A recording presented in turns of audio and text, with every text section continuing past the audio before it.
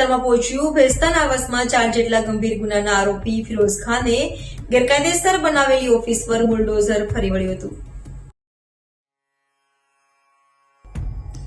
રાજ્યમાં ગુનાખોરી માથું ઉચકતા જ સરકારનું ગૃહ વિભાગ એક્શનમાં આવ્યું હતું અને 100 કલાકમાં સામાજિક તત્વોની યાદી તૈયાર કરીને તેમના વિરુદ્ધ કડક કાર્યવાહીના આદેશો આપવામાં આવ્યા હતા।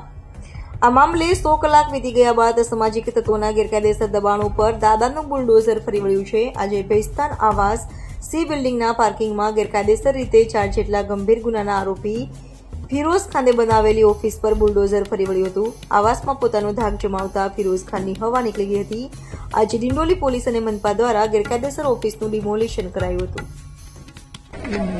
આજરોજ સુરત શહેરના ડિંડોલી પોલીસ સ્ટેશન વિસ્તારમાં જે ભેસ્તાન આવાસ છે ત્યાં ડિમોલિશનની કાર્યવાહી ચાલુ છે। એસએમસીને આ વસ્તુની જાણ કરવામાં આવી કે અહીંયા ફિરોઝ ખાન નામનો એક વ્યક્તિ છે કે જેણે પોતે એસએમસીના જે પાર્કિંગ હોય છે આવાસના પાર્કિંગમાં પાર્ટીશન કરી અને પોતાની ઓફિસ બનાવી લીધી હતી। આ ઉપરાંત પોતાના ઓફિસની સામે એક ઝૂંપડું પણ બનાવી લીધું હતું અને અહીંયા બેસીને ગેરકાનૂની કામો કરતો હતો। એના વિરુદ્ધ એમડી જેવા ડ્રગ્સના કેસો થયેલા છે। આ ઉપરાંત મારામારી, ધાક ધમકી આ પ્રકારના ગુનાઓ પણ નોંધાયેલા છે। આ જે વ્યક્તિ છે ફિરોઝ ખાન, એના વિરુદ્ધ જે પણ ફરિયાદ આપશે એના ઉપર અમે ચોક્કસ કાર્યવાહી કરીશું।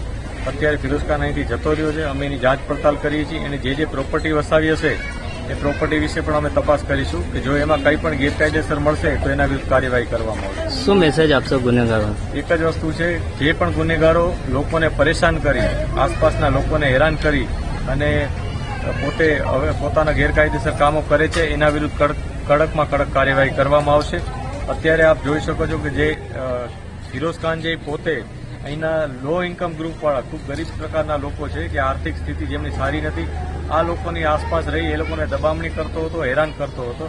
આ બધી વાતો પોલીસને મળી હતી, જે અનુસંધાને કાર્યવાહી કરવામાં આવી।